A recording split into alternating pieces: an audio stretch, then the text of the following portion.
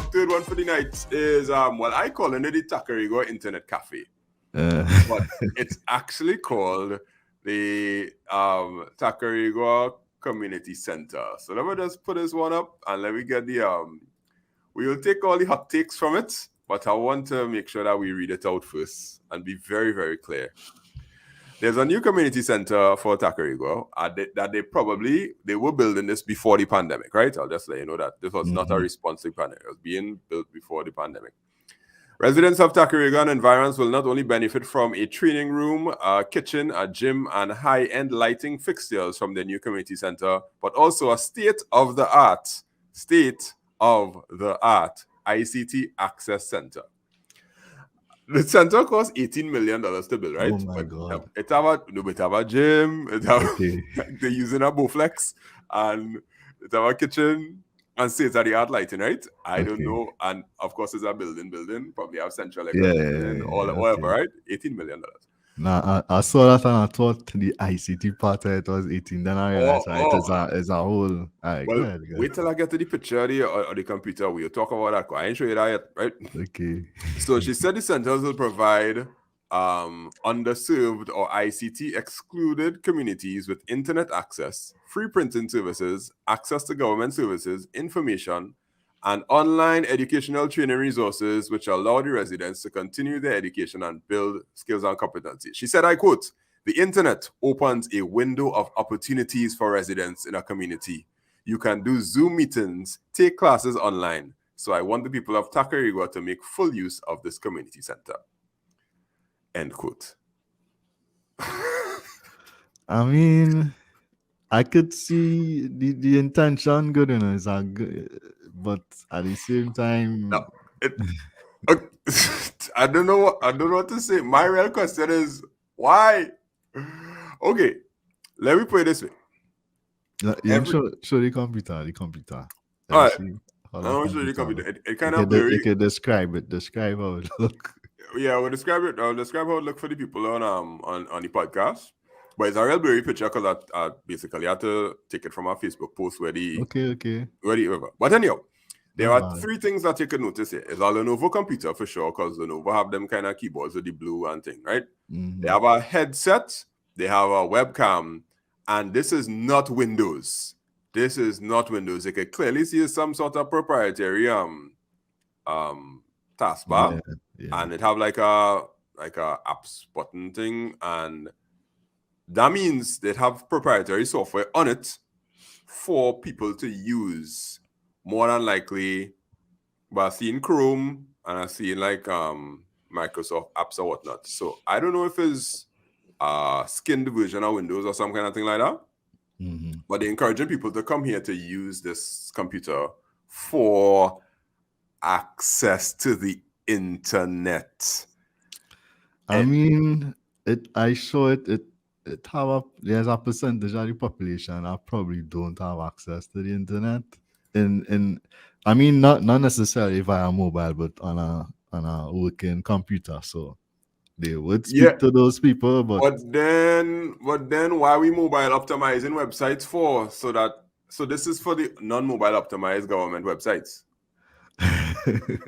Now I mean, like for the one use case I could see for this is like probably those again we're not in an online learning environment again, but it would have been a good thing during the pandemic for those students who don't necessarily have access to, not necessarily internet, but a device that could access the internet, they could do their work, that kind of thing. It would have been a good use case during the pandemic.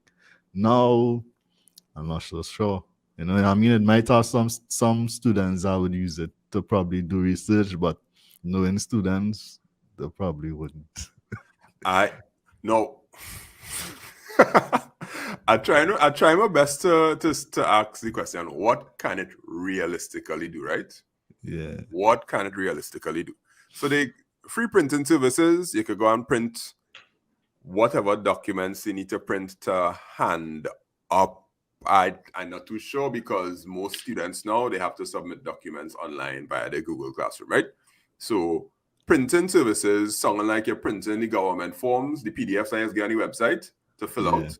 And then you fill out the form and then you go and submit it to the government office because they I can't accept mean, it I via mean, email. if it does give any free fall in terms of printing, yeah, it will be a big score because for me, when I was going to school and whatever, your assignments, that's 30 pages, 100 pages. If they're allowing you to just print. What? All right, tell me which degree right now requiring you to print out 30 pages.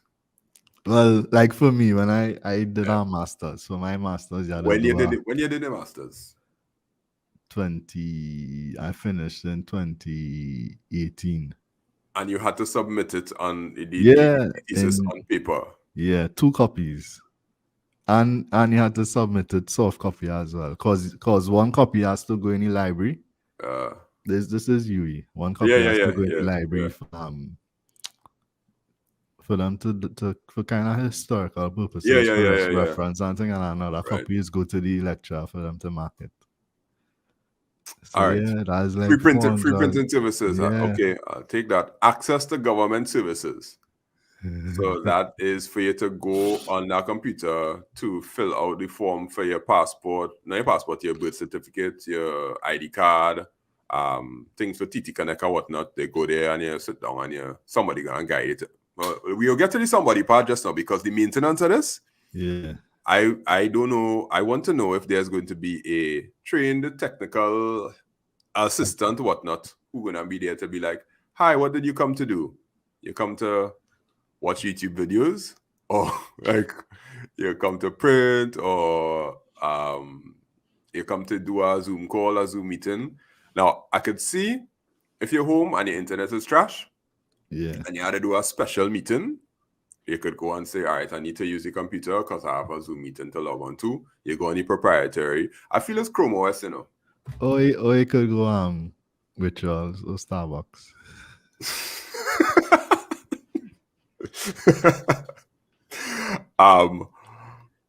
Yeah. So you go there and you're like, I want to do a Zoom meeting. You use the headphones, you use the webcam that they have there, which looks like it's a Logitech C120 720p camera that will probably have you looking like a potato. But I don't know. I just find that if you want people to move forward technologically, then letting them come to a place which is like an internet cafe, I find that's just feeling like a step back, boy. I just find that feeling like a step back where it might be better to train people. Say, all right, everybody come with your phone. If you want to register for something online, bring your phone, we'll connect it to Wi-Fi, and then we'll walk you through the process and show you how to submit it and that kind of thing, and empower you a little more now. That centralization of a lab and that kind of thing, that is 2020, like 2005 kind of internet cafe kind of vibes, and like, hey, we're going by internet cafe because we need to access the internet to do our research for whatever we have to do. It's almost like the computer lab in a university. Like everybody just walk with the laptop and connect to Wi-Fi. Like hardly anybody gonna go into the computer lab to say, well, I'm gonna go there to do my work, because you should be decentralized and using Wi-Fi more. But then, I mean, well, at least when I was there way back when, however long that was, they had certain software on the computers that you wouldn't necessarily have on your laptop. So that's one case. Okay, what software they are going to have here? I have no idea. A browser? How to be a browser? I have no idea. I don't know. But let me see if what will happen, if it will become one of those places that end up getting neglected and run down and the T for the computers. Yeah, and I mean, I hope they would have done their research, because it said their goal is to serve the underserved places. So I hope they did their research and analysis and found that Tacarigua was one of those places that were underserved. I really hope that's the case, and not somewhere like Cijas or Toko or I really hope that research was done, and because we living in the east, and it have light poles with cable wrap up all over, every service provider is available on the east-west corridor. I just hope that is what the decision was made on, because I mean, yeah, you could knock them, but if it's genuinely a move to empower people who really do have access to it, like some of the places on the outskirts, yeah. But I mean, if they really did the research on Tacarigua came up as one of those places, okay. Okay. We'll just leave that right there. I tell you, I real good. I real good. Thank you very much for listening to the podcast. All those of you online, and to the few people that are on YouTube watching, and the people that are on TikTok. Those are our 3 topics. So just to recap, we handle Nestle working from home, TT Post, spam email, and Tacarigua Community Center with an ICT access center that I would like to call an internet cafe. And we'll leave it at that. So, any last words before we close off today? Nah, I just looking forward to see. I mean, I'll probably give it a visit when they actually open up, And who knows, you could probably do a video, review some of the. It open. Let we go. Ribbon cutting thing, the ribbon cut. Yeah, the ribbon see cut. the specs of the PC, test the internet speed, Yeah. To get them a little review. Anyhow. All right, anchor.fm/makeITsimpleTT. You'll see the podcast there. Subscribe, share with your friends and family and all the people that actually care about technology that are around you. Let them know that 2 Trinis know how to talk about technology with a high degree of competency. And it's not just about Android versus iOS.